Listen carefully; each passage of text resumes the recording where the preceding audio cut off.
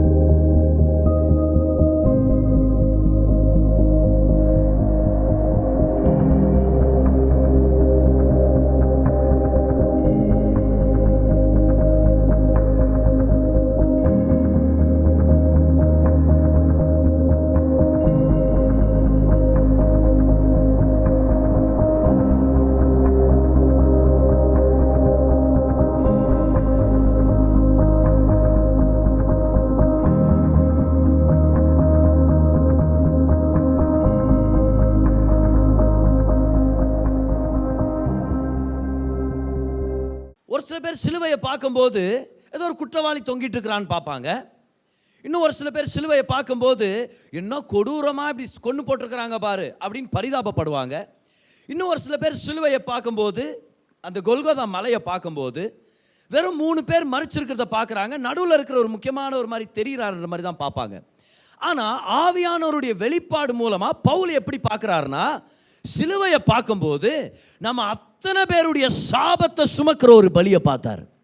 அந்த சாபத்தை சுமக்கிற பலி நமக்கு ஆசீர்வாதத்தை கொண்டு வருது அப்படின்னு பார்க்குறாரு. இதுதான் வெளிப்பாடு. பாருங்க, மரத்திலே தூக்கப்பட்டவனும் சபிக்கப்பட்டவன் என்று எழுதியிருக்குது. இது அப்போஸ்தலர் பவுல் உபாகமம் புத்தகத்திலிருந்து அவர் கோட் பண்ணுறார். உபாகமம் 21:23 நம்ம படிக்கிறோம். எப்படி இந்த மரத்தில் தூக்கப்பட்ட ஒவ்வொருத்தனும் ஒரு அவமானத்துக்கு அடையாளமாக இருக்கிறான் அப்படின்னு சொல்லி பாருங்க.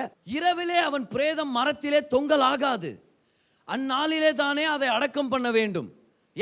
ஏன்னா தூக்கி போடப்பட்டவன் தேவனால்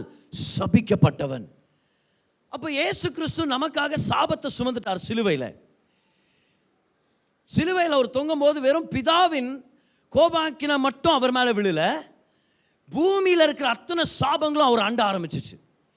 don't just look at it as something from heaven. பரலோகத்திலேருந்து மட்டும் அவர் மேலே ஊற்றப்பட்டதாக நம்ம நினைக்கக்கூடாது. பூலோகத்திலேருந்து எல்லா சாபமும் அவரை அண்ட ஆரம்பிச்சிருச்சு. நோவாவுடைய பேழை இயேசு கிறிஸ்துவ அடையாளம். பேழைக்குள்ளே இருந்தவங்க காப்பாற்றப்பட்டாங்க. ஆனால் பேழை அடி வாங்கிருச்சு. பேழை தான் அலைகளுடைய அடி எல்லாத்தையும் அதுதான் வாங்குச்சு. ஏசு கிறிஸ்து நம்ம போல பாருங்க, அவருக்குள்ளே இருக்கிற நம்ம எல்லாரும் காப்பாற்றப்படுகிறோம். ஆனால் அவர் நமக்காக அடிகளை வாங்கிட்டார். அவர் நமக்காக கோபாக்கினியை ஏற்றுக்கொண்டார். ஆனால் அந்த பேழையின் காலத்தில் நம்ம பார்க்குறோம், வெள்ளத்தின் காலத்தில் வெறும் வானத்திலிருந்து வந்த மழையினால் மட்டும் வெள்ளம் ஏற்படல, பூமியின் ஆழத்திலிருந்து தண்ணீருடைய ஊற்றுகள் திறக்கப்பட்டுச்சு நம்ம பார்க்குறோம். அப்படின்னா பூமியினுடைய ஆழத்திலிருந்தும் ஜட்ஜ்மெண்ட் வந்துச்சு, மேலிருந்தும் ஜட்ஜ்மெண்ட் வந்துச்சு. இதே போல தான் சிலுவையில் என்ன நடந்துச்சுன்னா, பூமியில் இருக்கிற அத்தனை சாபமும் கொடூரமும் அவர் மேலே போய் அவர் சுமந்துக்கிட்டாருன்னு சொல்ல வர்றேன். அவர் மேலே அது இம்ப்யூட் ஆச்சு, அது அவருக்கு கணக்கெடுக்கப்பட்டாச்சு, அவர் மேலே போய் சேர்ந்துருச்சு. வானத்திலிருந்தும் பரலோகத்திலிருந்தும் கர்த்தருடைய கோபாக்கின அவர் மேலே விழுந்துருச்சு. இது அத்தனையும் எதுக்காகனா, நம்ம எல்லாரையும் மீட்டெடுக்கும்படி தான் கர்த்தர் இதை செஞ்சார். வாங்க மத்தேயு 27 அதிகாரம் அதோடைய 50 அப்புறம் 53 வசனங்கள் வரைக்கும் நம்ம படிக்கலாம் பாருங்க. மேத்யூ சாப்டர் 27 இயேசு கிறிஸ்துவின் மரணத்தின் நேரத்தில் என்ன நடக்குதுன்னு பாருங்க. 50ஆம் வசனத்தை உங்களுக்காக படிக்கிறேன் பாருங்க. இயேசு மறுபடியும் மகா சத்தமாய் கூப்பிட்டு ஆவியை விட்டார். அப்பொழுது தேவாலயத்தின் திரைச்சீலை மேல் தொடங்கி கீழ் வரைக்கும் 2ஆக கிழிந்தது, பூமியும் அதிர்ந்தது, கன்மலைகளும் பிளந்தது, கல்லறைகளும் திறந்தது, நித்திரை அடைந்திருந்த அநேக பரிசுத்தவான்களுடைய சரீரங்களும் எழுந்திருந்தது. 3 விஷயம் நடந்துச்சு அவருடைய மரணத்தின் நேரத்தில். நல்லா கவனிங்க, 3 விஷயம். முதலாவது, தேவாலயத்துடைய திரைச்சீலை 2ஆக கிழிஞ்சது. மகா பரிசுத்த ஸ்தலத்தையும் மனுஷர்கிட்ட இருந்து கர்த்தரிட சமூகத்தில் நீ போகக்கூடாதுன்னு சொல்லி தடையாக இருந்துச்சுல, அந்த திரைச்சீலை 2ஆக கிழிஞ்சிருச்சு. அப்போ அதுலேருந்து என்ன தெரிய வருது நமக்கு? இயேசுவின் மரணம் பாவத்தை ஜெயிச்சிருச்சு, பாவத்தை ஒன்றும் இல்லாமல் மாற்றிருச்சு. அதனால் மனுஷன் தாராளமாக ஆண்டுடைய சமூகத்தில் போய் சேரலாம். ஹல்லேலூயா, எல்லாரும் சொல்லுங்க, பாவத்தை சிலுவையில் அவர் தீர்த்து விட்டார். 2வதா பார்க்குறோம், திரைச்சீலை கிழிஞ்சது மட்டும் இல்லை, பூமி அதிர்ந்தது. பூமி அதிர்ச்சின உடனே நம்மளுக்கு என்ன ஞாபகம் வரணும்னா, யாத்ராகமம் 19ஆம் அதிகாரம் 16ஆம் வசனத்தை நம்ம படிக்கிறோம். நியாயப்பிரமாணத்தை கர்த்தர் கொடுக்கும்போது பூமி அதிர்ச்சி ஏற்பட்டுச்சு. அப்போ சிலுவையின் மரணத்தில் பூமி அதிர்வு வந்த உடனே கர்த்தர் என்ன சொல்ல விருப்பப்படுறாருன்னா, நியாயப்பிரமாணம் கொடுக்கும் போதும் பூமி அதிர்ந்தது, இப்பவும் பூமி அதிர்ந்துனா என்ன அர்த்தம்? நியாயப்பிரமாணத்தை இவர் நிறைவேற்றி முடிச்சிட்டாரு, நியாயப்பிரமாணத்தின் சாபத்தை இவர் ஏற்றுக்கொண்டார். இனி அவரை விசுவாசிக்கிறவங்க மேல சாபம் வரவே வராது. ஆமென். அடுத்ததா பார்க்கிறோம், கல்லறைகள் திறந்ததுன்னு. ஏன்னா இயேசுவின் மரணம் மரணத்தை ஜெயிச்சிருச்சு. மரணத்தை வச்சே அவர் நமக்கு மரணத்து மேல வெற்றியை கொடுத்துட்டாரு. பாவத்துக்கு வெற்றி இல்லை. நியாயப்பிரமாணம் கர்த்தர் செய்து முடிச்சிட்டார், சாபத்துக்கு இனி அதிகாரம் இல்லை. மரணத்துக்கு இனி நம்ம மேல அதிகாரம் இல்லை. எல்லாரும் கை உயர்த்துங்க, எல்லாரும் சொல்லுங்க, பாவம், சாபம், மரணம். சொல்லுங்க, இயேசு ஜெயிச்சிட்டாரு, அவருக்குள்ளாக நானும் ஜெயிச்சிட்டேன். இப்போ 3 சம்பவங்கள் ஒன்னோட ஒன்று அப்படியே நடக்குது. 3 சம்பவத்திலும் கர்த்தர் ஒரு உண்மையை நமக்கு டிக்ளேர் பண்ணிட்டு இருக்கிறாருன்றதை நம்ம தெளிவாக பார்க்க முடியுது. அப்படின்னா என்ன அர்த்தம்? சிலுவையில் நடக்கிற ஒவ்வொரு விஷயமும், நடந்த ஒவ்வொரு விஷயமும் ஏதோ ஒரு தீமையை கர்த்தர் கையாழ்ந்திருக்கிறாருன்னு அர்த்தம், அதை டீல் பண்ணியிருக்கிறாருன்னு அர்த்தம். So everything that happen to Jesus on the cross carries a divine meaning. ஒரு தெய்வீக அர்த்தம் கொண்டதாக இருக்குது, விளக்கம் கொண்டதாக இருக்குது. அப்போ நடந்த ஒவ்வொரு விஷயமும் நமக்கு ஒரு சாபத்தை எடுத்து போட்டு ஒரு நன்மையை கொண்டு வருது. அதனால தான் நம்ம எல்லாரும் உபாகமம் 28க்கு வர்றோம். எப்படி இயேசு கிறிஸ்துவானவர் ஒவ்வொரு சாபத்தையும் ஏற்றுக்கொண்டார் அப்படின்றத நம்ம பார்க்க போகிறோம். ஞாயிற்றுக்கிழமைகளில் நம்ம தொடர்ச்சியாக இந்த வசனத்தை தான் பார்த்துட்டு வரோம். சாபத்திலிருந்து மீட்டு கொண்டார், ஆபிரகாமின் ஆசீர்வாதத்தை நம்ம மேலே வர பண்ணினார். இன்னைக்கு நம்ம பார்க்குறோம் எப்படி ஒவ்வொரு சாபத்தையும் இயேசு கிறிஸ்துவான சிலுவையில் ஏற்றுக்கொண்டார் நம்ம பார்க்குறோம். பாருங்க, வாங்க உபாகமம் 28 அதுடைய 16ஆம் வசனம் பாருங்க. Deuteronomy chapter 28 and verse number 16. உபாகமம் 28 தான் சாபத்துடைய பட்டியல் இருக்குது. ஆசீர்வாதம் முதல் 15 வசனத்தில் மட்டும்தான் நம்மளுக்காக கொடுத்துருக்கிறார் கர்த்தர். ஆனால் 16லேருந்து 63 வரைக்கும் வெறும் சாபத்தை ஆண்டவர் லிஸ்ட் பண்ணிட்டார். எதுக்காக அப்படி பண்ணார்? ஆண்டவர் அதிகமாக சாபம் கொடுக்குறவர், ஆசீர்வாதம் கம்மியாக கொடுக்குறவருன்னு நினச்சிடாதீங்க. ஏன் சாபத்தின் பட்டியலை நீளமாக கொடுத்துருக்கிறாருன்னா, ஏன் டீட்டெயிலாக கொடுத்துருக்கிறாருன்னா, ஒரு சாபம் கூட நம்ம விட்டு வைக்கக்கூடாது நம்மளுடைய வாழ்க்கையில் அப்படின்னு. ஏன் அதை முழு டீட்டெயிலாக கொடுத்துருக்கிறாருன்னா, அதை பார்த்து தெரிஞ்சுக்கிறோம், இதுக்காக கர்த்தர் சிலுவையில் மரித்தார், இந்த சாபத்துக்கு என் வாழ்க்கையில் இடம் இல்லை. அப்போ ஒரு சாபத்தையும் இது ஆசீர்வாதம் போல அப்படின்னு நம்ம தவறாக நினச்சி ஏற்றுக்க கூடாதுன்றது தான் கர்த்தருடைய திட்டம். அதனால தான் கர்த்தர் அவ்வளோ முழு டீட்டெயிலாக நம்மளுக்கு சாபத்தை கொடுத்துருக்கிறார், சாபங்களை பட்டியல் பண்ணி கொடுத்துருக்கிறார். வாங்க உபாகமம் 28:16 பாருங்கள். நிறைய சாபங்கள் வருது. அதில் முதல் விஷயத்தை இதை நம்ம பார்க்குறோம். அவர் சொல்கிறாரு, நியாயப்பிரமாணத்தை நீ கை கொள்ளா போயிட்டான். இப்போ பைதவை ஞாபகம் வச்சுங்க, இந்த ஒவ்வொரு சாபத்தையும் இயேசு அவர் மேலே ஏற்றுக்கொண்டார். இந்த ஒவ்வொரு சாபமும் நம்ம மேலே வர அதிகாரம் இல்லை, உரிமை இல்லை. ஆமென். எத்தனை பேர் புரியுது? ஸோ அந்த சாபங்களின் பட்டியல் படிக்கும்போது அந்த நோக்கத்தோடு படிக்கணும். அவர் ஏற்றுக்கொண்டார், நான் ஏற்றுக்கொள்ள தேவையில்லை. பெர்க்மன் செய்ய அருமையாக பாடினது போல, இயேசு சுமந்து கொண்டாரே, நான் சுமக்க தேவையில்லை. ஹல்லேலூயா. எஸ். ஸோ அப்படி தான் படிக்கிறோம் பாருங்கள் இந்த பட்டியலை. முதலாவது இந்த வசனத்தை படிக்கிறோம். நீ பட்டணத்திலும் சபிக்கப்பட்டிருப்பாய், வெளியிலும் சபிக்கப்பட்டிருப்பாய். இயேசு நமக்காக இந்த சாபத்தை ஏற்றுக்கொண்டார். ஏன்னா இயேசு அரெஸ்ட் பண்ணி கூட்டிகிட்டு போகிறாங்க. கேஸ் நடந்தது பட்டணத்துக்குள்ள, அவரை காரி துப்புனது பட்டணத்துக்குள்ள, அவருடைய முகத்தில் துப்பி அவரை அடித்தது பட்டணத்துக்குள்ள, அவரை தப்பாக தீர்த்து அவர் ஒரு மரண தண்டனை கைதியாக அவரை முடிவு பண்ணதெல்லாம் பட்டணத்துக்குள்ள. அப்போ பட்டணத்துக்குள்ள இயேசு அவமானப்பட்டார்னா பட்டணத்துக்குள்ள என்னால் நல்லா வாழ முடியும். அது மட்டும் இல்லை, வெளியில தான் அவர் சிலுவையில் அறையப்பட்டார். வெளியில் அவர் சிலுவையை சுமந்துட்டு அவர் வெளியே போகிறாரு. எத்தனை பேர் அவர் அவமானமாக பார்த்துருப்பாங்க, எத்தனை பேர் பரியாசம் பண்ணியிருப்பாங்க. ஆனால் பட்டணத்துக்கு வெளியே தான் அவர் நமக்காக மரித்தார்ன்ற ஞாபகம் வச்சுக்கும்போது நம்ம தெரிஞ்சுக்கிறோம், அப்போ பட்டணமாக இருந்தாலும் சாபம் என் மேலே வராது, நான் வெளியே போனாலும் சாபம் என் மேலே வராது. அப்போ என்னுடைய ஆசீர்வாதத்துக்கு காரணம் பெங்களூர் இல்லை மும்பையோ கொல்கட்டா இல்லை.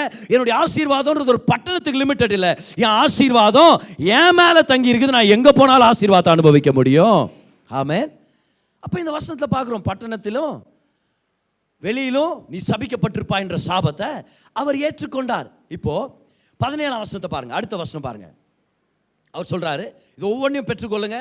12 விஷயத்தை உங்களுக்கு எடுத்து காமிக்கிறேன்.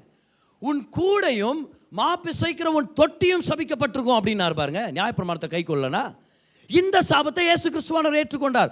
உன் கூடைனா என்ன அர்த்தம்? உன் கூடவே இருக்கிறது அப்படின்றாரு.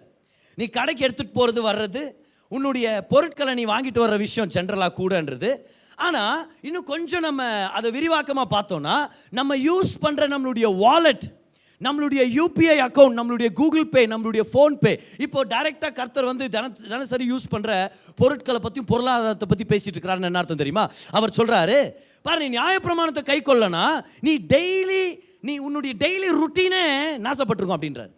உன் டெய்லி ருட்டீனே ஒரு குழப்பத்தில் இருக்கும். ஏன்? நீ யூஸ் பண்ணுற பர்ஸ், உன்னுடைய அக்கௌண்ட்டில் ஏதோ ஒரு சாபம் இருக்கிற மாதிரியே இருக்கும் அப்படின்னு சொல்லி யாரும் ஆமேன்னு சொல்லாதீங்க இந்த நேரத்தில். ஆனால் இயேசு கிறிஸ்துவானவர் நமக்காக இந்த சாபத்தை ஏற்றுக்கொண்டார். ஏன்னா நல்லா கவனிங்க, எப்படின்னு சொல்கிறேன் பாருங்க. ஜீசஸ் கிட்ட பணத்துடைய ஆஃபரிங்ஸ் எல்லாம் வரும். அது எல்லாத்தையும் கையாளுறவன் தான் இந்த யூதாஸ் காரியோத். யூதாஸ்ன உடனே நம்மளுக்கு என்ன ஞாபகம் வருது? அவன் பண்ண காரியம் தான் நம்மளுக்கு ஞாபகம் வருது. அவன் பேர்லேயே எதிர்பாருங்க, யூதாஸ் காரியோத்துன்னு சொல்லி. ஆனால் அவனுக்கு காரியம் பண்ண யாரும் இல்லை, பாவம். பிசாசால் பயன்படுத்தப்பட்டு பிசாசானவன் அப்படியே விட்டுட்டு போயிட்டான். அவன் தூக்கு மாட்டி செத்தவன் தான். அந்த மாதிரி ஆயிடுச்சு. தூக்கு கயிறு அந்து போய் அப்புறம் கீழே விழுந்து குடலெல்லாம் வெளியே வந்து பயங்கர கொடூரமாக மறைச்சு போனான். பிசாசு இப்படி தான் பண்ணுவான். யாரெல்லாம் பயன்படுத்துகிறானோ அவங்கள அம்போன்னு விட்டுட்டு போயிடுவான். ஆனால் கர்த்தர் அப்படியே இல்லை. நல்லா கவனிங்க, கர்த்தர் நல்லவராக இருக்கிறார். அவர் ஆசீர்வதிக்கிற தேவனாக இருக்கிறார், கைவிடாத தேவனாக இருக்கிறார். யூதாஸ் இயேசு கிறிஸ்துவுடைய பர்ஸை ஹேண்டில் பண்ணவன், பாஸ்கெட்டை ஹேண்டில் பண்ணவன். நம்மளுடைய வாழ்க்கையில் நம்மளுடைய பர்ஸ், நம்மளுடைய பாஸ்கெட் ஆசீர்வதிக்கப்படணும்னா இயேசு கிறிஸ்துவை பார்த்து சொல்கிறோம், என்னுடைய வாலெட் மேலே, என்னுடைய பேங்க் அக்கௌண்ட் மேலே, என்னுடைய பர்ஸ் மேலே இருந்த சாபத்தை இயேசு கிறிஸ்து ஏற்றுக்கொண்டார். ஏன்னா பணத்தை ஹேண்டில் பண்ணவன் தான் இயேசுவை காட்டி கொடுத்தான். அதனால தைரியமாக சொல்ல முடியும், கர்த்தர் என்னுடைய தினசரி செலவழிக்கப்படுகிற பணத்தையும் அந்த பணத்தை நம்ம சேகரித்து வைக்கிற அக்கௌண்ட்ஸையும் கர்த்தர் ஆசீர்வதிச்சிருக்கிறார். விசுவாச கண்களுடையவங்க ராமன் சொல்லுங்க பார்க்கலாம். எஸ். ஒரு சில பேர் வாலெட்டே வைக்கிறது இல்லை, அப்புறம் பார்த்தா பாக்கெட்டில் பணமே நிற்கிறதுல பதர் அப்படின்றது. வாங்குங்க, கர்த்தருடைய ஆசீர்வாதம் உங்கள் மேலே இருக்குது. அதனால பணத்துடைய புழக்கம் உங்களை தேடி வரும்னு சொல்லி நான் விசுவாசிக்கிறேன். கர்த்தர் உங்கள் தேவைகளை சந்திப்பார். அந்த வகையில் கர்த்தர் உங்கள் தேவைகளை சந்திப்பார்ன்றதை ஞாபகம் வச்சுங்க. இப்போ 21, 22 போகலாமா? நம்ம பாகமம் 28, 21, 22 பாருங்க. இப்போ வேற என்ன சாபத்தை ஏற்றுக்கொண்டார்னு பார்க்குறோம், படிக்கிறோம் நம்ம.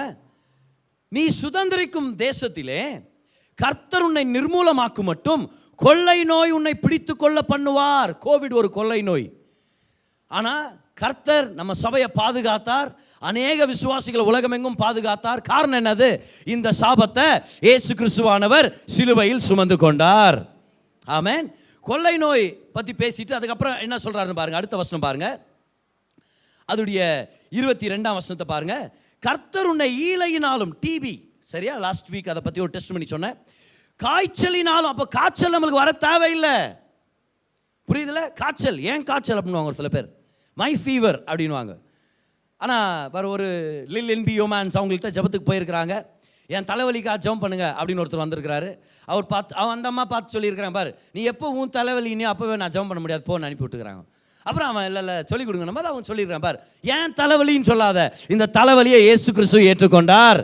ஏன் காய்ச்சல்னு சொல்லாத, இந்த காய்ச்சலை அவர் ஏற்றுக்கொண்டார். ஏன் வியாதின்னு சொல்லாத, இந்த வியாதியை அவர் ஏற்றுக்கொண்டார். வியாதியிலிருந்து கர்த்தர் உன்னை மீட்டெடுத்திருக்கிறார், நீ மீட்கப்பட்டிருக்கிறாய், வியாதி உனக்கு சொந்தமானது இல்லை. அப்போ இந்த அத்தனை சாபத்திலிருந்து கர்த்தர் நம்மளை மீட்டெடுத்திருக்கிறார். உன்னை ஈழையினாலும் காய்ச்சலினாலும் உஷ்ணத்தினாலும் எரிபந்தத்தினாலும் வறட்சியினாலும் கருக்காயினாலும் விஷப்பணியினாலும் வாதிப்பார். நீ அழியும் மட்டும் இவைகள் உன்னை பின்தொடரும். கவனிங்க, இயேசுவின் தழும்புகளால் நம்ம சுகமாயிட்டோம். ஹல்லேலூயா. வியாதியின் சாபத்தை அவர் ஏற்றுக்கொண்டார். 1 பேதுரு 2:24 சொல்லுங்க பார்க்கலாம். 1 பேதுரு 2:24 என்ன வசனம் அது? சரி படிக்கலாமா? படிங்க. நாம் பாவங்களுக்கு செத்து நீதிக்கு பிழைத்திருக்கும்படி அவர் தாமே சரீரத்திலே நம்முடைய பாவங்களை சிலுவையின் மேல் சுமந்தார். ஒரு சில பேர் அங்கே நிப்பாட்டிருது, அவர் பாவத்தை தான் சுமந்தார், வியாதியை சுமக்கல. தொடர்ந்து படிங்க. அவருடைய தழும்புகளால் குணமானீர்கள். கை உயர்த்துங்க எல்லாரும் சொல்லுங்க, அவருடைய தழும்புகளால் நான் சுகமாயிட்டேன். அப்போ வியாதிக்கு அதிகாரம் இல்லை, ஏன்னா அவர் ஏற்றுக்கொண்டார். என்ன மாதிரி அடி வாங்கினார் தெரியுமா? அந்த மூவியில் கூட நம்ம பார்க்குறோம், அதோடைய ரெப்ரசன்டேஷன் இன்னும் அதிகமாக இருக்கும். ஆனால் அவர் சிலுவையில் போகிறதுக்கு முன்பதாக அவர் ஒரு கம்பத்தில் கட்டி போட்டு கேட்டோ 9 டெய்ல்ஸ் அப்படின்ற அந்த ரொம்ப மோசமான அந்த வாரினால் அவரை போட்டு அடிக்கிறாங்க. அவரை போட்டு அடிக்கும்போது அதில் அந்த 9 பூனையுடைய வாளால் செய்யப்பட்ட அந்த கயிறுகளுடைய நுனியில் கொக்கிங்க இருக்கும், எலும்புக்கு துண்டுங்க இருக்குமா, கிளாஸ் துண்டுங்கள்லாம் இருக்குமா பார். அதை வச்சு அடிக்கும்போது சதை அப்படியே கிழிச்சிட்டு வந்துருமா, அது நரம்பு அந்து போயிருமா. ஒருவேளை அதனால தான் இயேசு கிறிஸ்துவானவர் சிலுவை சுமக்கிறதுக்கு இன்னொருத்தர் தேவைப்பட்டாரோ, சீமோன் என்றவர் தேவைப்பட்டாரோ. ஏன்னா தொடையில் நரம்புகள் அந்து போயிடுச்சுன்னா எந்திரிச்சு நிற்க கூட முடியாது பாருங்க. இவர் கிட்டத்தட்ட 3 கிலோமீட்டர் தூரம் நடந்து போகணும் சிலுவை சுமந்துக்கிட்டு. ஏன்? ரத்தம் இழந்துட்டாரு, உடம்பெல்லாம் அடி வாங்கிட்டார் நமக்காக. ஒரு வேத வல்லுனர் சொல்றாரு, அவருடைய தழும்பு அப்படின்னு சிங்குலர்ல போட்டுருக்குதான் பாருங்க, ஏசாயா 53 அதிகாரத்தில். அப்படின்னு என்ன அர்த்தம்? அவங்க அடிச்ச அடியில உடம்பு முழுசும் இருக்கிற அந்த தோல் ஒரே ஒரு சின்ன துண்டு கூட இல்லாத அளவுக்கு தோலை உரிச்சிட்டாங்களாம் பாருங்க. சர்வாங்க தகன பலியை செலுத்தும் போது முழுசா தோலை உரிச்சிருவாங்க. ஓகே, அவருடைய சரீரம் கிழிக்கப்பட்டது. அவருடைய சரீரத்தில் அந்த காயங்களை நம்ம பார்க்குறோம். எப்படி அவர் ஏற்றுக்கொண்டார்ன்றதை பார்க்குறோம். எப்படி அவருடைய சரீரம் கிழிக்கப்பட்டிருக்கிறத நம்ம பார்க்குறோம் பாருங்க. எப்படி அந்த வேதனை அனுபவிச்சார், எதுக்காக அவர் அதை வாங்கணுமா இருந்துச்சு, எதுக்காக இதை அனுபவிக்கணுமா இருந்துச்சு. ஒவ்வொரு அடியும் நம்மளுடைய வியாதி.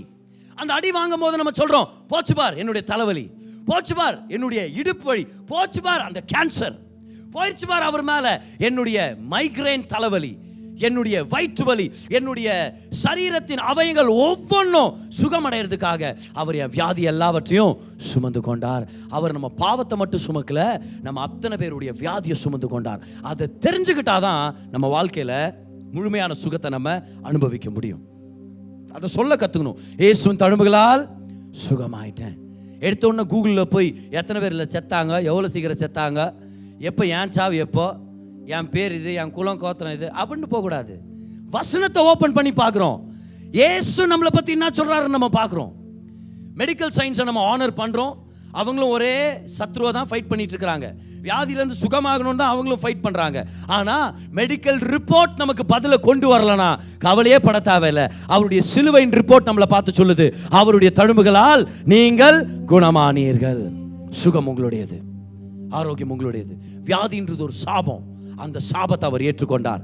வியாதின்ற சாபத்தை அவர் ஏற்றுக்கொண்டார்னா அவருடைய ஆரோக்கியத்தை நம்ம சுமந்துருக்கிறோம். நல்லா கவனிங்க, நம்ம வியாதியை அவர் சுமந்துக்கிட்டார், இன்னைக்கு அவருடைய ஆரோக்கியத்தை நம்ம சுமந்துட்டு போறோம். அதனால தான் நம்ம ஜெபம் பண்ணா அடுத்தவங்களுக்கு சுகம் கிடைக்குது. அதனால தான் நம்ம போய் ஒருத்தர் மேல கை வச்சோம்னா வியாதி சுகமாகுது. கர்த்தர் நமக்குள்ள இயேசுவின் ஆரோக்கியத்தை வைத்திருக்கிறார். எல்லாரும் சொல்லுங்க பார்க்கலாம், எனக்குள்ள இருக்கிறது. சொல்லுங்க, சத்தமா சொல்லுங்க, எனக்குள்ள இருக்கிறது நேச்சுரல் ஹெல்த் இல்ல. டெய்லி ஒரு ஆப்பிள் சாப்பிட்டு வர ஹெல்த் ஓகே, நல்லதா சாப்பிடுங்க, நல்ல ஆரோக்கியமா சாப்பிடலாம். எக்ஸசைஸ் பண்றவங்க எக்ஸசைஸ் பண்ணுங்க, ஜிம்முக்கு போய் ஒர்க் அவுட் பண்றவங்க ஒர்க் அவுட் பண்ணுங்க, ஆரோக்கியமான உணவு சாப்பிடுங்க. அது நல்ல விஷயம், அது ஞானமான விஷயம் தான். ஆனா நமக்கு தேவைப்படுகிறது நேச்சுரல் ஹெல்த் இல்ல, நம்மளுக்கு தேவைப்படுறது super natural health. Super natural health ஜிம்ல இருந்து வராது. சூப்பர் நேச்சுரல் ஹெல்த் ஆப்பிள்ல இருந்து பழ வகையில இருந்து வராது. சூப்பர் நேச்சுரல் ஹெல்த் அவர் நமக்காக அடிபட்டதை உணர்றது நிமித்தம் தான் நமக்கு கிடைக்கப்படுகிறது. ஆமென். கைவெட்டி சொல்லுங்க பார்க்கலாம், எனக்குள்ள இருக்கிறது இயற்கை பிரகாரமான ஆரோக்கியம் இல்ல. நல்ல தைரியமா சொல்லுங்க, இயற்கைக்கு அப்பாற்பட்ட ஆரோக்கியம் இயேசு கிறிஸ்துவின் ஆரோக்கியம். எப்படி இது கிடைச்சிச்சு? அவர் நம்முடையதை சுமந்து கொண்டார், அவருடையதை நமக்கு ஏற்படுத்தி இருக்கிறார். அதை தான் நம்ம 22ஆம் வசனத்தில் நம்ம படிக்கிறோம். இன்னொரு விஷயத்தை பாருங்க, அந்த 22ஆம் வசனத்தில் விஷப்பணியினாலும் கருக்காயினாலும் இருக்கும் பாருங்க. அதுல மில்டியூன்னு ஒரு வரும், இங்கிலீஷ்ல ஒரு வார்த்தை மில்டியூ. மில்டியூனா ஃபங்கஸ்னு அர்த்தம். ஃபங்கஸ் அது ஒரு வகையான ஒரு கிருமி, அது ஃபங்கஸ். ஒரு பாஸ்டர் இதை படிச்சுட்டு இருந்தாராம். ஓ, மில்டியூனா ஃபங்கஸ் ஆச்சே, இந்த பாசி பிடிச்சிருச்சு, இல்லைன்னா நம்ம சொல்றோம் இல்லையா பிரெட்டு என்ன ஆயிடுச்சு, அது இட் கெட் ஸ்பாயில்ட், பச்சை பச்சைன்னு வருது இல்லை, இதெல்லாமே நிறைய விஷயங்கள் வந்து ஃபங்கல் growth அது வந்து ஸ்பாயில் பண்ணிடுதுன்றாங்க. ஒரு நாள் இந்த பாஸ்டர் இந்த வசனத்தை படிச்சுட்டு இருக்கிறாரு. அவருடைய வீட்டு ரெஸ்ட் ரூம் ஓரத்தில் பார்த்தீங்கன்னா அந்த ஃபங்கஸ் வளர்ந்து கிடந்துச்சான். இதை வசனத்தில் படிச்சாராம் பாரு, நியாயப்பிரமாணத்தின் சாபம் இது. இவர் சொன்னாரா, நியாயப்பிரமாணத்தின் சாபத்தை இயேசுவானவர் ஏற்றுக்கொண்டார் இல்லையா, மரத்தில் தூக்கப்பட்ட எவனும் சபிக்கப்பட்டவன் என்று எழுதியிருக்கிறபடி கிறிஸ்து நமக்காக சாபமாகி நியாயப்பிரமாணத்தின் சாபத்திலிருந்து நம்மை நீங்களாக்கி மீட்டு கொண்டார். இவர் பார்த்து அதை சபிச்சாராம் பாருங்க, ஃபங்கஸ் இனி நீ இருக்கவே கூடாது அப்படின்னு சபிச்சார. ஒரு சில நாட்கள் செஞ்சது தான் கம்ப்ளீட்டா அது கிளியர் ஆயிடுச்சு. நான் சொல்றேன், வசனத்தை படிக்கும் போது அப்பேற்பட்ட விசுவாசம் நமக்குள்ள ஏற்படும், அப்பேற்பட்ட ஒரு தைரியம் நமக்கு வரும். இப்போ நம்ம கண்டதையும் பார்த்து பேசக்கூடாது பதர், நம்ம பார்த்து பிடிச்சி அதை பற்றியெல்லாம் நம்ம பேசலாமா? நான் சொல்கிறேன், ஆண்டவர் மரத்தை பார்த்து பேசினாரு, புயலை பார்த்து பேசினாரு, அலைகளை பார்த்து பேசினாரு. கமான், ஆண்டவர் காக்காக்கிட்ட பேசி எலியாவுக்கு பர்கர் கொடுக்க சொன்னார் டெய்லி போயிட்டு. ஆண்டவர் ஒரு மீன் கிட்ட பேசினாரு. சிருஷ்டிப்பின் தேவன் நமக்குள்ள இருக்கிறார். இந்த சிருஷ்டிப்பு கர்த்தருடைய வார்த்தைக்கு இணையும்ன்ற நான் இணங்குன்னு சொல்லிட்டு இருக்கிறேன். வார்த்தை வேலை செய்யும். ஹல்லேலூயா. சொல்லுங்க பார்க்கலாம், சாபம் என்னுடையது இல்ல, ஆசீர்வாதம் என்னுடையது.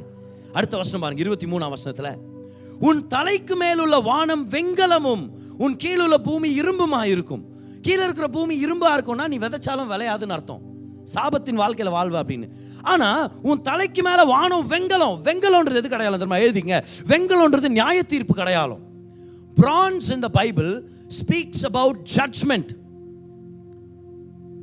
Speaks about judgment. மத்தேயு 27:46 பாருங்க. மத்தேயு 27:46ல பார்க்கிறோம், இயேசு கிறிஸ்துவான சிலுவையில நமக்காக பல மணி நேரம் தொங்கிட்டு இருக்கிற நேரத்துல அவர் பிதாவை நோக்கி ஒரு வார்த்தையை சொல்றாரு பாருங்க. 9ஆம் மணி நேரத்தில் இயேசு ஏலி ஏலி லமா சபக்தனி என்று மிகுந்த சத்தமிட்டு கூப்பிட்டார். ஏன் மிகுந்த சத்தமிடணும்? எல்லாருக்கும் கேட்கணும். ஏன் மிகுந்த சத்தமிடணும்? தேவன் அவர் விட்டு தூரமா இருக்கிறதுனால.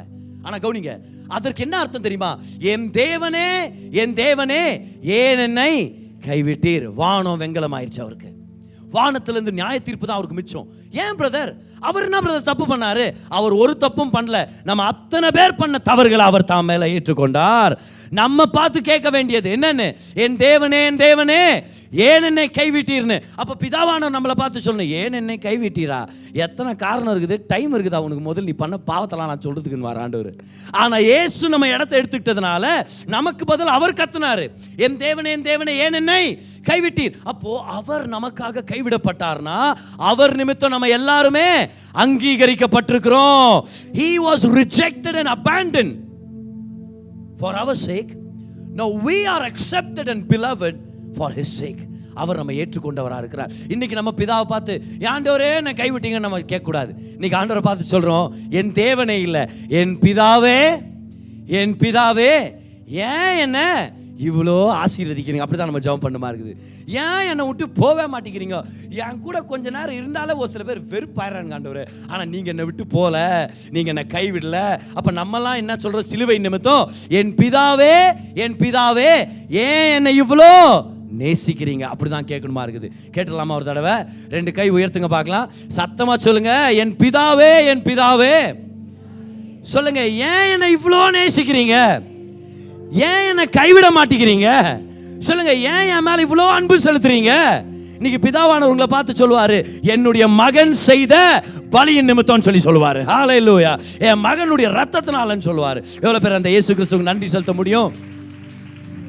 வானம் உனக்கு வெங்கலமா இருக்கும் அப்படின்னார். 27ஆம் வசனத்தை பாருங்க.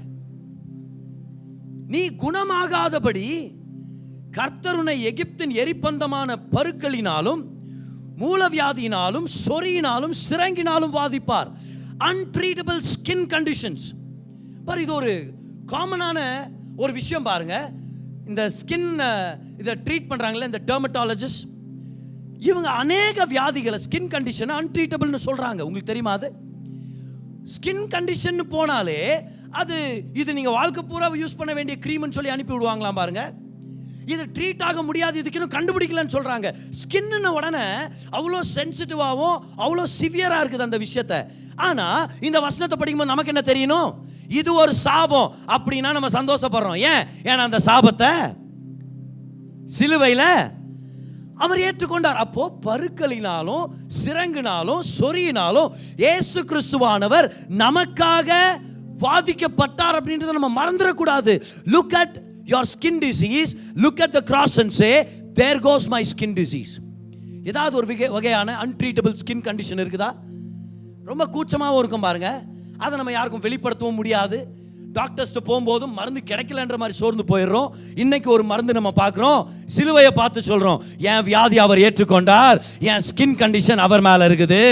ஹல்லேலூயா. எனக்காக அவர் அவதிப்பட்டார். கவுன்சிங்களா? மூல வியாதினாலும் பாதிக்கப்படுவான்னு சொன்னார்ல. அப்போ இயேசு கிறிஸ்துவானவர் அந்த வலியையும் வேதனையும் அவர் சுமந்து கொண்டாருன்னு சொல்லிட்டு இருக்கிறேன் நான் இன்னைக்கு. அருமையான போதகர் பாருங்க, அவருடைய மனைவி, அவங்களுக்கு ஒரு நாள் உடம்பெல்லாம் ரேஷஸ்.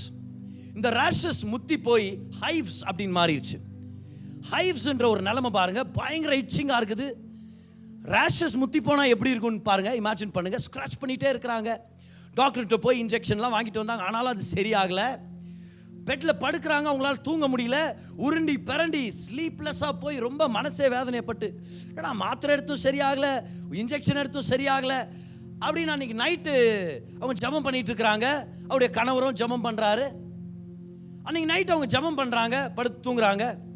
அடுத்த நாள் காலையில் எழுந்திரிச்சு கணவர் மனைவியை பார்த்து ஆச்சரியப்படுறாரு, எப்படி கம்ப்ளீட்டாக சுகமாயிட்டியே, என்ன ரகசியம், என்ன ஆச்சு சொல்லுன உடனே அவங்க சொன்னாங்களா, பாருங்க நான் நைட்டு தூங்க போனேன், ரொம்ப கஷ்டமாக இருந்துச்சு. நான் நடுராத்திரிலேருந்து நான் ஜெபிக்க ஆரம்பித்தேன். மனதளவில் ரொம்ப வேதனை, உடம்பே ரொம்ப இச்சிங்காக இருந்துச்சு. அப்போ நான் ஜெபம் பண்ணிட்டு இருக்கிற நேரத்தில் எனக்கு கிடைச்ச ஒரு வெளிப்பாடு என்னன்னா, என்னுடைய வியாதி, என்னுடைய ரேஷஸ், என்னுடைய ஸ்கின் கண்டிஷன் இயேசு கிறிஸ்து மேலே இருக்கிறத நான் என் மனக்கண்களால் பார்க்க ஆரம்பித்தேன். I saw my hives on the cross. எனக்காக அவர் அதை சுமந்து கொண்டார். நான் பார்த்தேன். நான் பார்க்க பார்க்க பார்க்க எனக்குள்ள ஒரு சமாதானம் வந்துச்சு. படுத்து தூங்கிட்டேன். காலையில் எழுந்திரிச்சு பார்த்தா ஒன்றுமே இல்லை.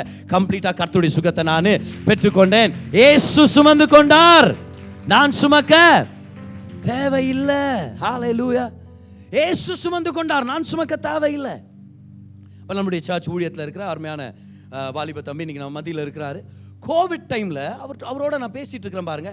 ஏன்னா கோவிட் பாசிட்டிவாக டெஸ்ட் ஆகி அந்த சிம்டம்ஸ் வந்து ரொம்ப அதிகமாகவே இருக்குது. மூச்சோட கஷ்டப்பட்டு என்கிட்ட ஃபோனில் பேசும்போது அவ்வளோ தடவை இருமுறாரு பாருங்க. மூச்சு வாங்கி இருமிட்டே பேசிகிட்டு இருக்கிறாரு.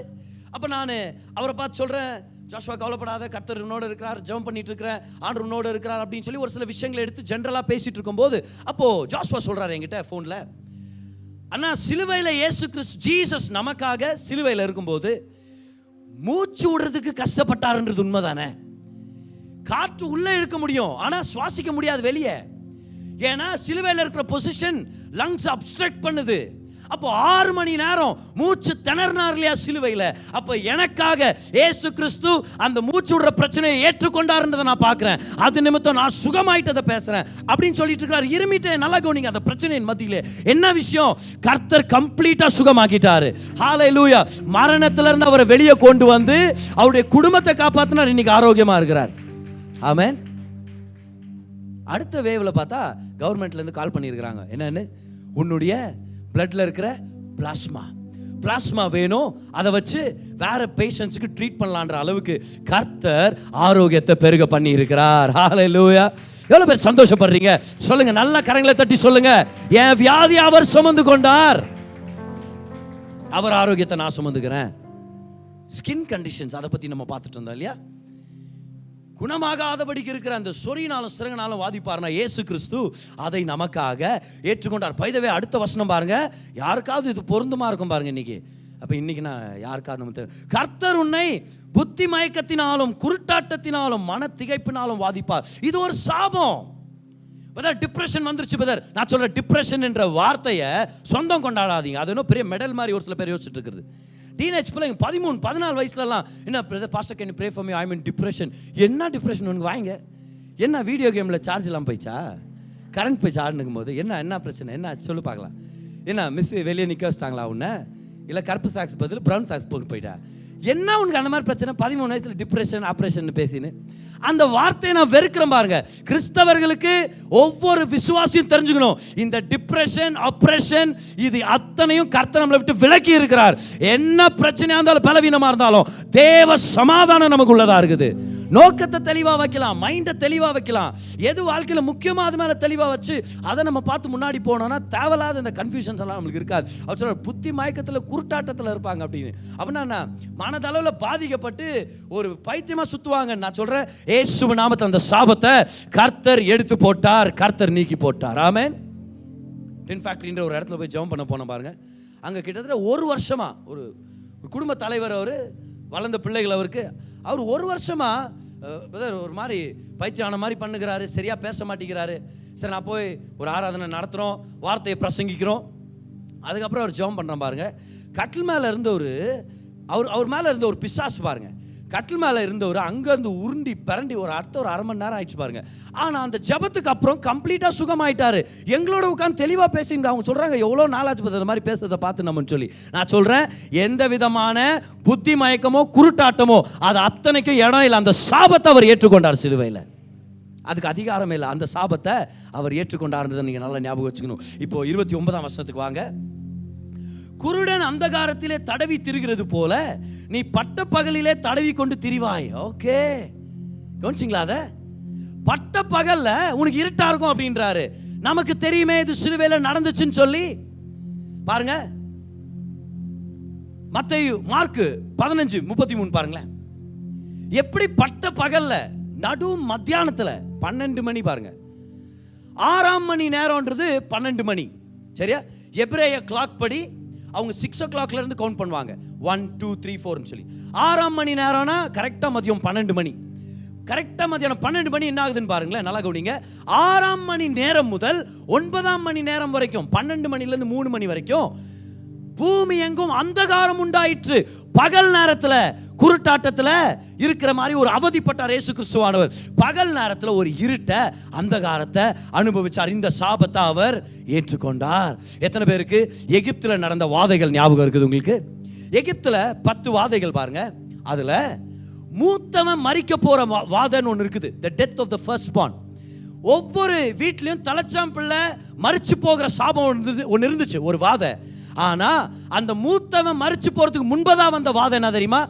எகிப்து முழுவதும் ஒரு காரிருள், ஒரு அந்தகாரம், ஒரு காரிருள் வந்தது. அதுக்கப்புறம் தான் முதல் பிறந்தவன் மரிச்சு போனான். அன்னைக்கு பூமி எல்லாம் காரிருள் சூழ்ந்தது. காரணம் என்ன தெரியுமா? இயேசு கிறிஸ்துவின் முதல் பேரான குமாரன் இந்த பூலோகத்துக்காக மரிக்கிற நாள் வந்துருச்சு, மரிக்கிற நேரம் வந்துருச்சுன்றத சுட்டி காமிக்குது பாருங்க. எகிப்துல முதல் பிறந்தவன் மரிக்கிறதுக்கு முன்னாடி ஒரு அந்தகாரம் இருந்துச்சு. அதுக்கப்புறம் தான் முதல் பிறந்தவங்கலாம் மரிச்சு போனாங்க. சிலுவையில இயேசு கிறிஸ்துவான ஒரு 12 மணிக்கு இருட்டு அனுபவிக்கிறார். ஏன்னா அவர் தான் தேவருடைய தலைச்சம் பிள்ளை, தேவருடைய முதல் பேரான குமாரன். அவர் மரிக்கிறதுக்கு முன்னாடி பூமி எங்கும் இருள்மயமா இருந்துச்சு. டயோனிஷியஸ் அப்படின்ற ஒரு ஹிஸ்டரி ஸ்காலர், ஹிஸ்டரி ரெக்கார்டர், ஒரு ஹிஸ்டோரியன், ஒரு வரலாற்று ஆசிரியர், அவர் சொல்றாரு, அவர் எழுதுறாரு, இயேசு கிறிஸ்து சிலுவையில மரித்த அந்த டைம்ல அவர் உயிரோடு இருந்தவர். அவர் எழுதுறாராம், உலகமே இருட்டா இருக்குதே, ரெண்டுல ஒண்ணு தான் நந்தனுக்குது, ஒண்ணு உலகமே அழிஞ்சு போயின்னு இருக்குது, இல்லைனா உலகத்தை படைச்சவர் மரிக்க ஏதோ ஒரு வழியில் இருக்கிறாருன்னு சொன்னாராம். பார் என்ன மாதிரி ஒரு பெர்ஸ்பெக்டிவ் பார்த்தீங்களா அவருக்கு. உலகத்தை உண்டாக்குனவர் ஏதோ ஒரு பெயின்ல இருக்கிறாரு. either the world is coming to an end or the creator of the world is suffering அப்படின்னு சொன்னார். அதுதான் நடந்துட்டு இருந்துச்சு. உலகத்தை உண்டாக்குனவர் நமக்காக வேதனை அனுபவிச்சுட்டு இருந்தார். 29ஆம் வசனத்தை பாருங்க. உன் வழிகளில் ஒன்றும் உனக்கு வாய்க்காதே போகும். எல்லாரும் சொல்லுங்க, இயேசுவின் நாமத்தில் சத்தமா சொல்லுங்க பார்க்கலாம். இந்த சாபத்திலிருந்து நான் மீட்டெடுக்கப்பட்டிருக்கிறேன். செய்யறதெல்லாம் வாய்க்காதே போகும். நான் சொல்ற கர்த்தர் நான் செய்யறதெல்லாம் வாய்க்க செய்வாராக, உதவி செய்வார். இல்லாமல் நீ என்னாலும் ஒடுக்கப்படுகிறவனும் பறிக்கொடுக்கிறவனுமாய் இருப்பாய். இங்கிலீஷ் பைபிள்ல இருக்கும் பாருங்க, you will be robbed. பாருங்க, இந்த உலகத்துல திருடுறவங்க நிறைய பேர் இருக்கிறாங்க, திருட்டுத்தனமானவங்க நிறைய பேர் இருக்கிறாங்க, சந்தோஷத்தை திருடுறவங்க, சமாதானத்தை திருடுறவங்க. நல்லா உட்கார்ந்து இருப்போம், வந்து ஏதோ ஒரு கதையை பேசுறேன்னு சொல்லி நம்மளுடைய சமாதானத்தை கெடுத்து விடுவாங்க. காலையில் குட் மார்னிங் அப்படின்னும், ஏதாவது தவறான குரூப்பில் நீங்கள் இருந்தீங்கன்னு வச்சுக்கோங்க, அங்கே ஒரு ஆக்சிடென்ட் ஆகிற வீடியோ வரும், ஜாகிரதையாக போ, அந்த ரோட்டில் ஆக்சிடென்ட் ஆகிருக்குது. அப்படியே என்னப்பா அது எனக்கு நடக்குமா என்ன? அந்த மாதிரி திருடுறவங்க நிறைய பேர் இருக்கிறாங்க. இப்போ நான் சொல்கிறேன், பொருட்களை திருடுறவங்களும் நிறைய பேர் இருக்கிறாங்க. கர்த்தர் நம்மளை பார்த்து சொல்கிறாரு, எங்கே போனாலும் பறி கொடுக்குற நிலைமையை நான் உன் வாழ்க்கையிலேருந்து எடுத்து போடுறேன். இன்னொரு தடவை நல்லா கவனிங்க, எங்கே போனாலும் சந்தோஷத்தையும் பணத்தையும் பொருளையும் நீ பறி கொடுக்குற நிலைமையை நான் மாற்றிட்டு இருக்கிறேன். You will not be a loser. You will not be a person who is always being robbed of something. I will protect you. எதை வச்சு இதை சொல்ல முடியும்னா, இயேசு நமக்காக 2 திருடர்கள் மத்தியில் சிலுவையில் அறையப்பட்டார். 2 திருடர்கள் மத்தியில் அவர் அறையப்பட்டதுனால தைரியமா சொல்ல முடியும், நம்ம 2 திருடர்கள் மத்தியில் வாழ போறதில்ல, நன்மையும் கிருபையும் நம்மளை துரத்திட்டு வர்ற அந்த வாழ்க்கையில தான் நம்ம வாழ போறோம். ஹல்லேலூயா, ஆமென். பக்கத்துல பார்த்து சொல்லுங்க, எனக்கு தெரியும் நீங்க திருடன் இல்லைன்னு சொல்லிடுங்க பார்க்கலாம். ஏன்னா அந்த சாபத்திலிருந்து கர்த்தர் நம்மளை மீட்டு கொண்டார். ஒரு மிகப்பெரிய பணக்காரனா பாருங்க அந்த ஊரில் அவர் சாகிறதுக்கு ஒரு சில நிமிடங்கள் தான் இருக்குது, கடைசி ஒரு சில மூச்சு. அவர் கூப்பிட்டுருக்கிறாரு, வாங்கடா என் பக்கத்தில் அப்படின்ட்டு. யார் அந்த ஊரில் இருக்கிற லாயரையும் அந்த ஊரில் இருக்கிற சேட்டையும் கூப்பிட்டுக்கிறாரு. இப்படி உட்காரு, இப்படி உட்காரு. போயிட்டு அரை மணி நேரம் பேச மாட்டேங்கிறாரு. என்னடா பெரியவர் இவ்வளோ ஒரு சாவர நேரத்தில் கூப்பிட்டுக்கிறாரு, ஏதாவது முக்கியமானது சொல்லுவாரா அப்படின்னு பார்த்தா ஒரு சைலண்டாக இருக்கிறாரு. ஐயா ஏதாவது சொல்லுங்க ஐயா, என்னத்துக்கு எங்கள் 2 பேரை கூப்பிட்டீங்க, ஒரு பக்கம் லாயர் இன்னொரு பக்கம் உட்காந்துக்கிறாரு, ஏதாவது சொல்லுங்கண்ணா. அப்போ அவர் சொன்னாராம், பாருங்கப்பா நான் பெரிய இயேசு பக்தன் நான், ஆனால் வாழும்போது என்னால் இயேசு போல வாழ முடியல, சாகும்போதாவது அவரை மாதிரி சாவலான்னு தான் 2 திருடங்களை கூப்பிட்டு இப்படி இப்படி உட்கார வச்சுக்கிறேன் நான். 2 திருடர்கள் மத்தியில் நம்ம வாழ தேவையில்லைன்னு சொல்கிறேன் நான். இவ்வளோ நாள் போகிற இடத்துலலாம் ஏதாவது ஒன்று பறி கொடுத்துட்டே இருக்கிறீங்களா? பணத்தை இழந்துடுறேன், உறவுகளை இழந்துடுறேன், ஆரோக்கியத்தை இழந்துடுறேன், சமாதானத்தை இழந்துடுறேன். இயேசுவின் நாமத்தில் பறி கொடுக்கிற நிலைமை போய் நன்மையும் கிருபையால ஆசீர்வதிக்கப்பட்டு நிறைவா வாழ்ற வாழ்க்கையை கர்த்தர் நமக்காக ஆயத்தப்படுத்தி வச்சிருக்கிறார். ஹல்லேலூயா, நன்றி செலுத்துங்க பார்க்கலாம். ஏன்னா கர்த்தர் அது உங்களுக்கு செய்வார், உங்களுக்கு அது செய்வார். 30ஆம் வசனம் ஒரு பேசேஜ் அப்படியே நம்ம பார்த்துட்டு வரோம் பாருங்க, எப்படி அந்த சாபத்தெல்லாம் ஆண்டவர் எடுத்து போட்டாருன்னு சொல்லி. 30ஆம் வசனத்துல 32ஆம் வசனம். நான் சொல்றேன், இதுவரைக்கும் உங்களுக்கு நட இதெல்லாம் சாபமா நீங்க நினைச்சீங்கன்னா இப்ப தெரியும் உங்களுக்கு ரியலா சொல்லுப்பாரு என்ன கொடூரமா இருக்கான்னு பாரு. பெண்ணை உனக்கு நியமிப்பாய், உனக்கு என்கேஜ்மெண்ட் ஆகும், வேறொருவன் அவளுடன் சயனிப்பான், வீட்டை கட்டுவாய் அதிலே குடியிருக்க மாட்டாய், திராட்சை தோட்டத்தை நாட்டுவாய் அதன் பலனை அனுபவிக்க மாட்டாய், உன் மாடுகள் உன் கண்களுக்கு முன்பாக அடிக்கப்படும், நீ அதில் ஒன்றும் புசிப்பதில்லை, உன் கழுதை உனக்கு முன்பாக கொள்ளையிட்டு கொண்டு போகப்பட்டு உனக்கு திரும்ப அகப்படாமல் போகும், உன் ஆடுகள் உன் சத்துருக்களுக்கு கொடுக்கப்படும், விடுவிப்பார் ஒருவரும் உனக்கு இல்லாதிருப்பார், உன் குமாரரும் உன் குமாரத்திகளும் அந்நிய ஜனங்களுக்கு ஒப்பு கொடுக்கப்படுவார்கள், அவர்களை காணாமல் உன் கண்கள் நாடோறும் பார்த்து பார்த்து பூத்து போம், உன் கையில் பலனில்லாதிருக்கும். குடும்ப வாழ்க்கையில ஆசீர்வாதம் இல்லாத ஒரு நிலைமை. என்ன கொடூரம் பார்த்தீங்களா? நீ என்கேஜ்மெண்ட் பண்ணுவ, வேற ஒருத்தன் கூட்டின்னு போயிடுவான், நீ கல்யாணம் பண்ணிப்ப, நல்லா வாழ மாட்ட, குழந்தைங்க பிறக்கும், ஆனால் குழந்தைங்க உன்னை விட்டு போயிடும், அது அப்படியே அடிமைத்தனத்தில் இருக்கும். எப்படி இருக்குது, என்ன கொடூரமாக இருக்கு பாருங்க. உலகத்திலே மிகப்பெரிய ஆசீர்வாதங்கள் ஒரு ஆசீர்வாதம் குடும்ப ஆசீர்வாதம். எத்தனை பேர் ஒத்துக்கிறீங்க? அதை குடும்பம்ன்றது ஆரோக்கியமா இருக்கணும்னு கர்த்தர் விருப்பப்படுறார். குடும்பம் நல்லா இருக்கணும்னு கர்த்தர் ஆசைப்படுறார். இன்னைக்கு நல்லா கவனிங்க, உங்க குடும்பம் நல்லா இருக்கணும்னு கர்த்தர் விருப்பப்படுகிறார். இது ஒரு சாபமா இருந்தா நம்ம சந்தோஷப்படுறோம், ஏன்னா இந்த சாபத்துல இருந்து அவர் நம்மை மீட்டு கொண்டார். ஹல்லேலூயா. அவர் சொல்றாரு, நல்லா கவனிங்க, இந்த சாபத்துல இருந்து உன்னை நான் மீட்டு எடுத்துட்டேன். அவர் ஒரு சில பேர் கல்யாணம் ஆகாமலே போயிடும், கர்த்தர் சொல்ற அந்த சாபத்துல நான் மீட்டு எடுத்துட்டேன். ஏன்னா ஜீசஸ் சிங்கிளா மரித்தார். நம்ம எல்லாரும் திருமணம் படி நல்லா வாழும்படி அந்த வாய்ப்பை அவர் நமக்கு ஏற்படுத்தி கொடுத்திருக்கிறார். இயேசு கிறிஸ்து சிலுவையில பிள்ளைகள் இல்லாம மரித்தார். ஒருத்தர் நேஷனல் ஜியோகிராஃபிக்ல ஒரு டாக்குமெண்ட்ரி எடுக்கிறார். இயேசு கிறிஸ்துடைய வம்சத்தை போய் கண்டுபிடிக்கிறேன் நான், அவருடைய பசங்க எங்க இருக்கிறாங்கன்ட்டு நல்லா சுத்தி தெரிஞ்சாரு பாருங்க. நானும் 1 மணி நேரம் உட்காந்து கூர்ந்து கவனிச்சேன், எப்படியாவது அவர் பசங்க யாராவது இருந்தாங்களா பார்த்தலாம் அப்படின்னு சொல்லி. எனக்கு தெரியும் இல்லைன்னு. லாஸ்ட்ல சொல்றாரு அவரு, இல்ல அது ஒரு கட்டுக்கதை, இயேசு கிறிஸ்து பசங்கள்லாம் யாருமே இல்லையா அப்படின்னு. இன்னும் இப்பதான் தெரியுமா உனக்கு? வேதத்தை நம்ம தெளிவா பாக்குறோமே, திருமணமும் ஆகல, பிள்ளைகளும் இல்ல. எல்லாரும் சொல்லுங்க, இயேசுவின் நாமத்தில் சொல்லுங்க, ஏற்ற காலத்துல ஏற்ற துணைய கர்த்தர் எனக்கு ஏற்படுத்துவார். இப்போ கல்யாணம் ஆனவங்க ஏன் சொன்னீங்கன்னு எனக்கு தெரியல, உங்களுக்கு ஏற்கனவே கூத்துட்டார், இன்னொன்று தரப்போறதில்ல. சரியா? சிங்கிளாக இருக்கிறவங்க சொல்லுங்க பார்க்கலாம், எனக்கு கல்யாணம் நடக்கும். சத்தமாக சொல்லுங்க, நான் நல்ல குடும்ப வாழ்க்கை வாழ போகிறேன். திருமணமானவங்க கை உயர்த்துங்க பார்க்கலாம். திருமணமானவங்க கை உயர்த்துங்க. எல்லாரும் அவங்களுக்கு ஒரு கை தட்டுங்க. எவ்வளோ கஷ்டப்பட்டவங்க தெரியுமா அவங்க? சரி சும்மா கை உயர்த்துங்க பார்க்க. திருமணமானவங்க கை உயர்த்துங்க. எல்லாரும் சொல்லுங்க, என் குடும்பம் நல்லா இருக்கும். அட சத்தமாக சொல்லுங்க, என் பிள்ளைகள் ஆசீர்வதிக்கப்பட்ட பிள்ளைகள், நான் நல்லா இருக்க போறேன். ஹல்லேலூயா. பாரு, இதெல்லாம் சாபமா பாரு. உனக்கு என்கேஜ்மெண்ட் ஆகி கல்யாணம் ஆகாம போயிடும், மனைவி கூட இருக்க மாட்டான், உன் பிள்ளைங்கெல்லாம் உன்னை விட்டு போயிடுங்க. இதெல்லாம் ஒரு சாபம். கர்த்தர் நமக்கு சொல்றாரு, பாரு, இதை நான் ஏன் சாபத்தில் கொடுத்துருக்கிறேன்னா, அந்த மாதிரி உன் வாழ்க்கையில் நடந்துச்சுன்னா நடக்காத மாதிரி தடுக்கிறதுக்காக தான் கொடுத்துருக்கிறேன். அதை பார்த்த உடனே நீ சொல்லணும், அவர் எனக்காக சாபம் ஆயிட்டார், எந்த சாபம் என் மேல வரக்கூடாது. உங்க பிள்ளைங்க அடங்காம திரிஞ்சுன்னு இருக்கிறாங்களா?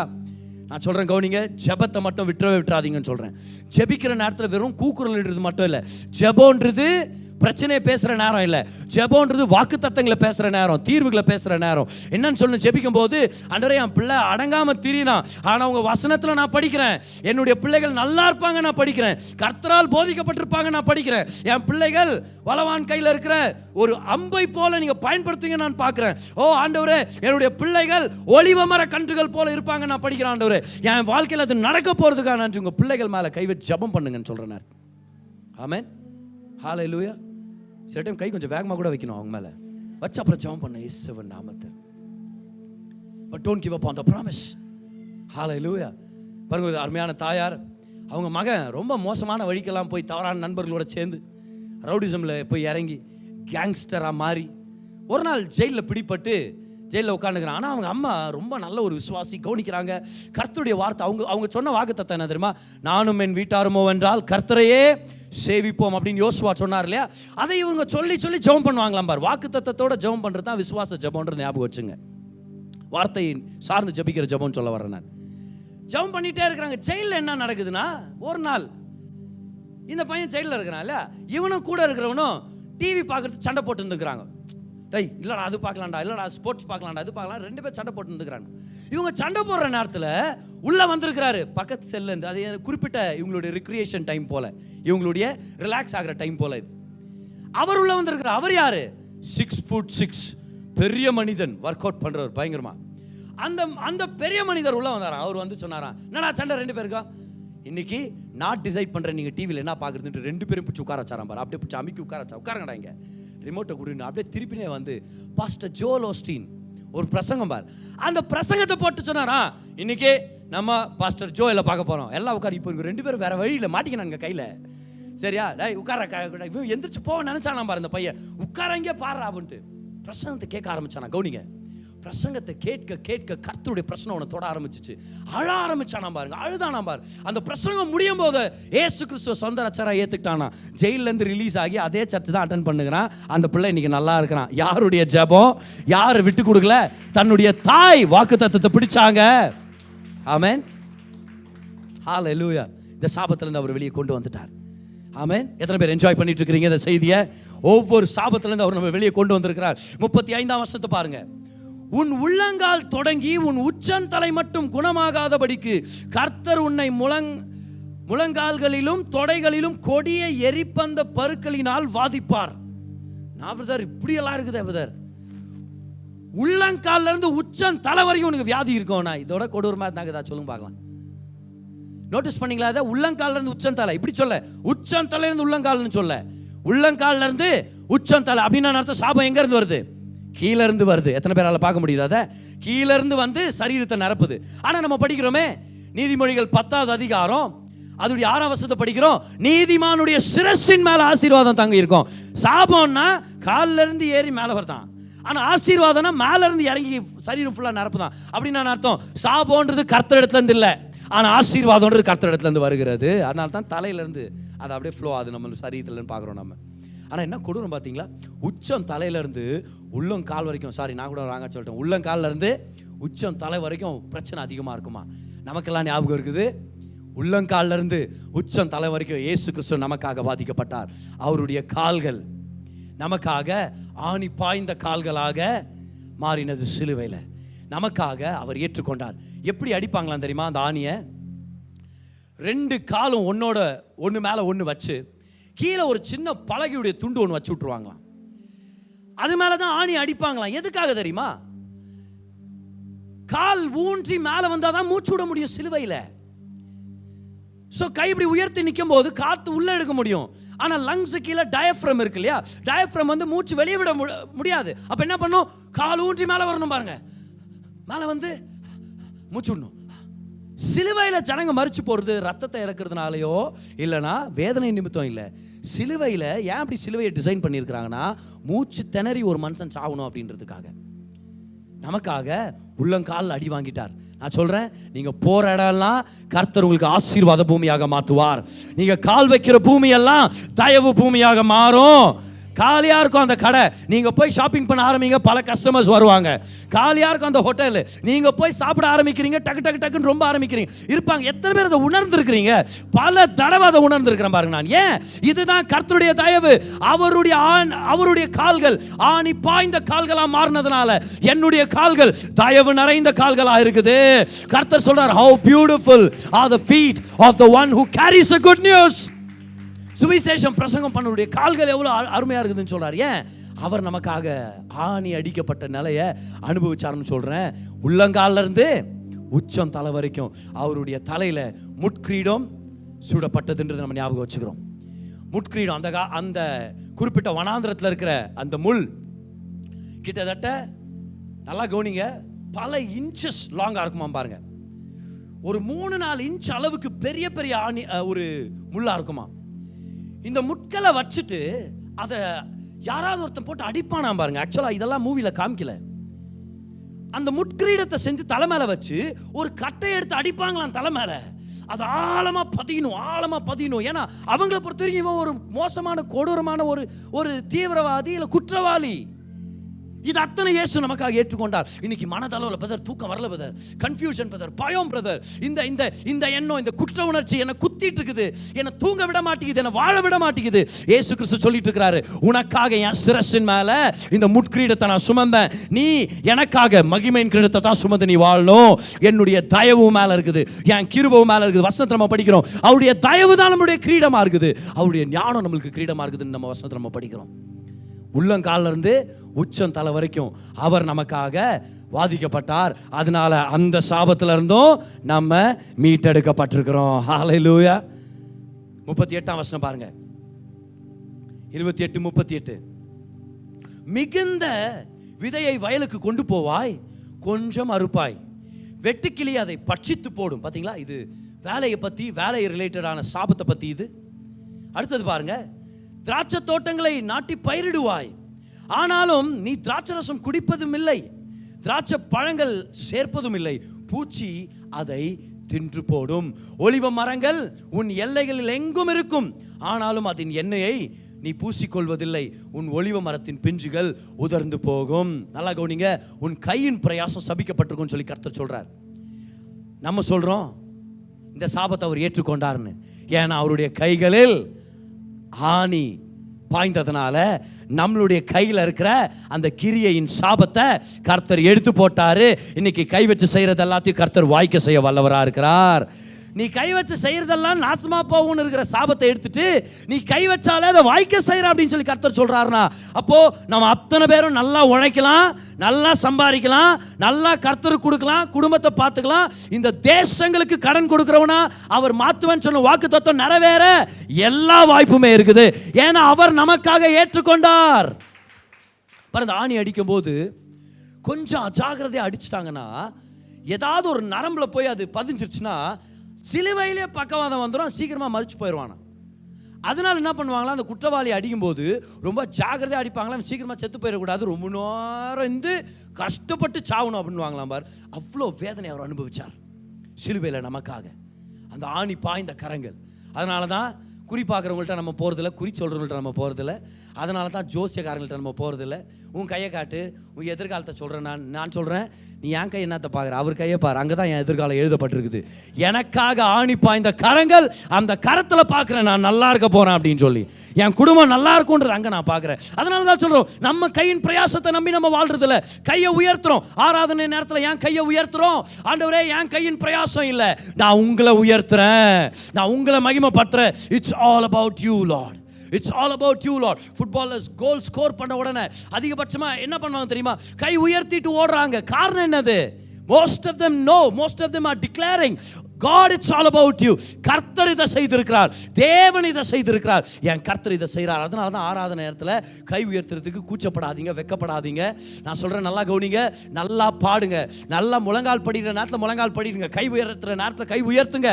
ஆராதனை முழுவதும் கை உயர்த்துறதா இருந்தாலும் உயர்த்தி சொல்லுங்க, என் கையின் பிரயாசத்தை நம்பி இல்லை, அவருடைய ஆணி பாய்ந்த கரத்தின் செயல் நிமித்தம் நான் நல்லா இருக்கிறேன், அவர் என்னுடைய ஆசீர்வாதத்தின் காரணராக இருக்கிறார். ஹல்லேலூயா. ரெண்டு கையை வானத்துக்கு நேரா உயர்த்துங்க பார்க்கலாம். உயர்த்திட்டு இப்போ நான் சொன்னதை சொல்லுங்க, என் கையை நம்பி நான் வாழலன்னு சொல்லுங்க பார்க்கலாம். என் பிரயாசம், என்னுடைய திறமை, என் தாளந்து, இதை நம்பி நான் வாழ்ந்துட்டு இல்லை, அவருடைய கரத்தை நம்பி நான் வாழ்ந்துட்டு இருக்கிறேன். அவர் எனக்கு நன்மை வச்சிருக்கிறார், அவர் எனக்கு ஆசீர்வாதத்தை வச்சிருக்கிறார். ஹல்லேலூயா. Thank you Jesus. எல்லாம் சொல்லுங்க, இயேசுவின் நாமத்தில் என் கையின் பிரயாசத்தை கர்த்தர் ஆசீர்வதிப்பார். சொல்லுங்க, நான் விதைக்கிற இடத்துல 30, 60, 100 பலன் தருவார். சொல்லுங்க, ஈசாக்க போல நான் வர வர விருத்தி அடைந்து மகா பெரியவனாவேன். Do you believe that today? ஆமென். எத்தனை பேர் நம்புறீங்க அதை? பாசிபிள். அவருடைய ஆணி பாய்ந்த கரத்துடைய கேரண்டியால பாசிபிள். 48ஆம் வசனம் பாருங்க, 28, 48 பாருங்க. சகலமும் குறைவுபட்டு பட்டினியோடும் தாகத்தோடும் நிர்வாணத்தோடும் கர்த்தர் உனக்கு விரோதமாய் அனுப்பும் சத்துருக்களை சேவிப்பாய். அவர்கள் உன்னை அடித்து தீரும் மட்டும் இரும்பு நுகத்தடியை உன் கழுத்தின் மேல் போடுவார்கள். என்ன வசனம் இது? இது தரித்திரத்தின் சாபத்தை விவரிக்கிற ஒரு வசனமா இருக்கு. தரித்திரம்ன்றது ஆசீர்வாதம் இல்லை. சில விசுவாசிகள் அப்படியே நம்பி அப்படியே வாழ்ந்து போயிட்டாங்க. பாரு, என்ன தெரியுமா, கர்த்தர் எதை கொடுக்குறாரா அதை ஏற்றுக்கணும் தம்பி, நம்ம என்னத்தை கொடுத்தாரு உங்களுக்கு, தரித்திரம் தான்ப்பா என் வாழ்க்கை அப்படின்றாங்க நிறைய பேர். சிம்பிளாக வாழ்றது நல்லது, ஆனால் சிம்பிளிசிட்டியை நான் அட்டாக் பண்ணவே இல்லை இந்த இடத்துல. நம்ம ஆடம்பரத்துக்காக நம்ம வாழக்கூடாது, ஏதோ ஷோ ஆஃப்காக, ஏன்னா உன்னோட நான் மேலே அவங்க பட்டுப்போட வாங்கிட்டாங்க அதனால நான் 10 பட்டுப்போட வாங்குவேன் அப்படின்றது நம்மளுடைய வாழ்க்கை இல்லை. புரியுது நான் சொல்றேன்? யாருக்கும் நம்மளை ப்ரூவ் பண்ணிக்கும் தேவையில்ல, ஆடம்பரம் இல்லை. ஆனா கர்த்தர் ஒவ்வொருத்தரையும் ஐஸ்வர்யவானா மாத்தணும்னு விருப்பப்படுறார். ஏன்னா தரித்திரம்ன்றது ஒரு சாபம். கர்த்தர் எனக்கு தரித்திரத்தின் வரத்தை கொடுத்தாருன்னு ஒருத்தர் சொல்றாரு. தரித்திரம்ன்றது வரம் இல்லை, அது வரக்கூடாத ஒரு விஷயம். இப்போ ஊழியத்தில் ஒரு சில பேர் போறாங்க பாருங்க, ஆப்பிரிக்கா தேசங்கள்ல, ஏழ்மைத்தனத்தின் தேசங்கள்ல, இந்தியாவில் பல பகுதிகளுக்கு போறாங்க, ஊழியத்துக்கு போறாங்க.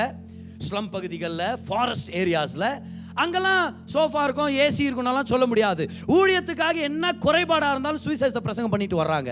அது அழைப்பு, அதையும் நம்ம வரவேற்கிறோம். அப்படி கர்த்தர் நம்மளை கூப்பிட்டாலும் நம்ம போக ரெடியாக இருக்கிறோம். அப்போஸ்தலர் பவுல் சொல்றாரு, நான் குறைச்சல்லையும் நான் மனரம்யமாக இருக்க கற்றுக்கிட்டேன், நிறைவா இருக்கும் போது மனரம்யமாக இருக்க கற்றுக்கிறேன், நிறையா இல்லைனாலும் பரவாயில்ல இருந்தாலும் பரவாயில்ல அப்படின்னு சொல்றாரு பவுல். நம்ம அதை கற்றுக்கலாம். ஆனால் தரித்திரம்ன்றது நம்மளுடைய பங்கு இல்லை. கம் ஆன் பிலீவர்ஸ், தரித்திரம் நம்மளுடைய இது இல்லை, ஏழ்மைத்தனம் நம்மளுடைய பங்கு இல்லைன்ற. நான் பாருங்க இடத்துல என்ன போட்டுருக்கலான்னு சொல்லி, குறைவுபடுதல். சரியா? எப்போ பார்த்தாலும் குறைவில் வாழ்ந்து பட்டினி, தாகம், நிர்வாணம், இந்த தரித்திரத்தை கர்த்தர் வெறுக்கிறார்னு சொல்றேன். உபத்திரவத்து நிமித்தம் இது வரும்போது இது வரும். பாருங்க, ஸ்மிர்னான்னு ஒரு சபை இருந்துச்சு, தமிழ்ல சிமிர்னான்னு சொல்லுவாங்க. இந்த சபைக்கு இயேசு கிறிஸ்து எழுதுறது பாருங்க, Revelation chapter 2 verse number 9 பாருங்க. Revelation 2 verse number 9. அருமையான சபை பாருங்க, ஒரு திட்டு கூட வாங்காத ஒரு சபை இது. என்னுடைய தங்கச்சி பேர் ஸ்மிர்னா, அருமையான ஒரு பேர், அருமையான ஒரு தங்கச்சியும் கூட.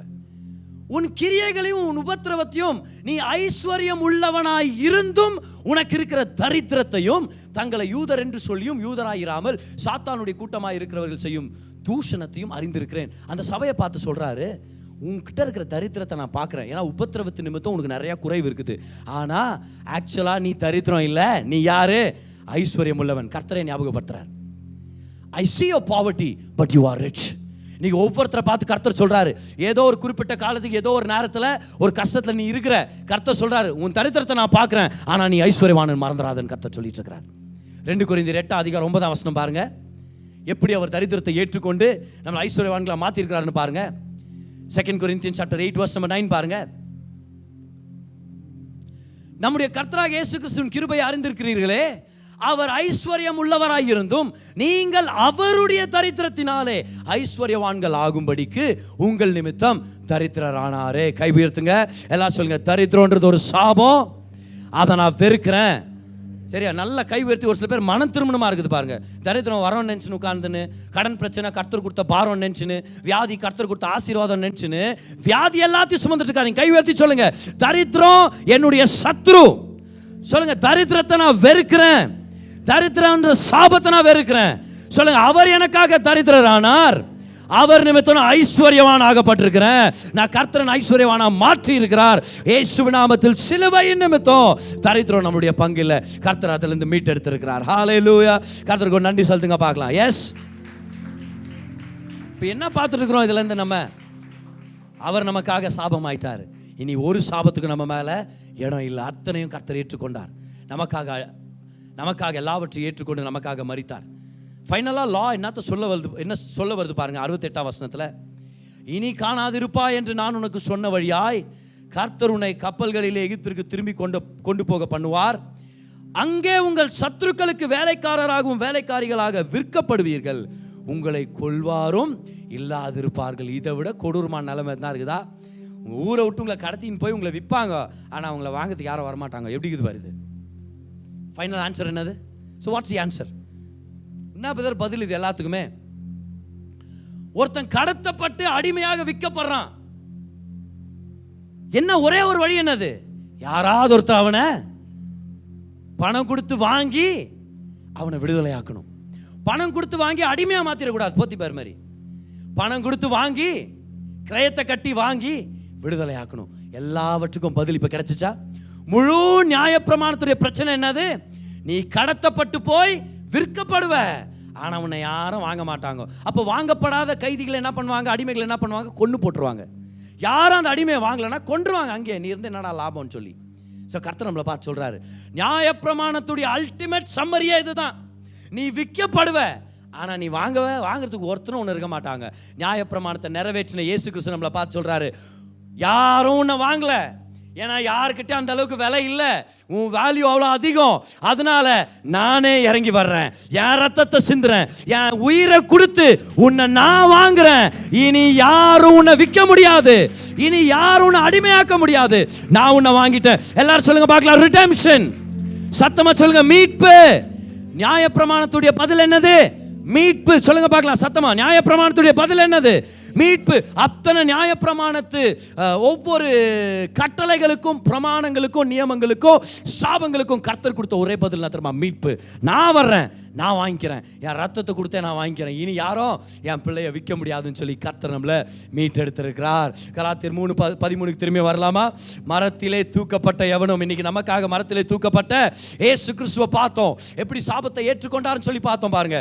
மரத்திலே தூக்கப்பட்ட எவனும் சபிக்கப்பட்டவன் என்று எழுதியிருக்கிறபடி கிறிஸ்து நமக்காக சாபமாகி நியாயப்பிரமாணத்தின் சாபத்திற்கு நம்மை நீங்களாக்கி மீட்டு கொண்டார். Good Friday, special Friday. It's a special message where you look at every curse in the Bible and say, I am redeemed. நான் மீட்டெடுக்கப்பட்டிருக்கிறேன், நான் மீட்டெடுக்கப்பட்டிருக்கிறேன். பல வருஷங்களுக்கு முன்பதாக நைஜீரியான்ற ஒரு ஆப்பிரிக்கா தேசத்தில் அடிமைகளை கட்டி போட்டு வித்துட்டு இருக்கிறாங்க. பல வருஷங்களுக்கு முன்பதாக அமெரிக்காவில் அநேகர் வந்திருக்கிறாங்க இந்த கருப்பர்களை வாங்கிட்டு போகணும்னு சொல்லி. அவங்க கொண்டு போய் அவங்களை அடிமைப்படுத்துறதுக்காக நிறைய பேரை வித்துட்டு இருக்கிறாங்க. நல்லா கவனிங்க, வாலிப பெண்கள், ஆண்கள் அப்படியே நிப்பாட்டி வித்துட்டு இருக்கிறாங்க பாருங்க ஒவ்வொருத்தரையா. அதில் ஒரு ஒல்லியான ஒரு பையன் இருந்தானா, he looked very miserable.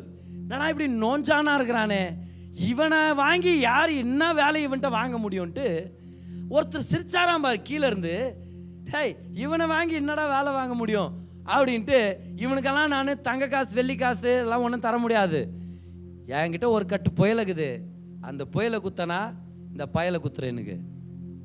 ஒரு கட்டு புயலுக்காக அந்த பையன் வாங்கப்பட்டான். நம்பர் கப்பலில் ஏற்றி அமெரிக்காவுக்கு கடத்திட்டு போயிட்டு இருக்காங்க. நல்லா கவனிங்க. போகிற வழியில் பிரிட்டிஷ்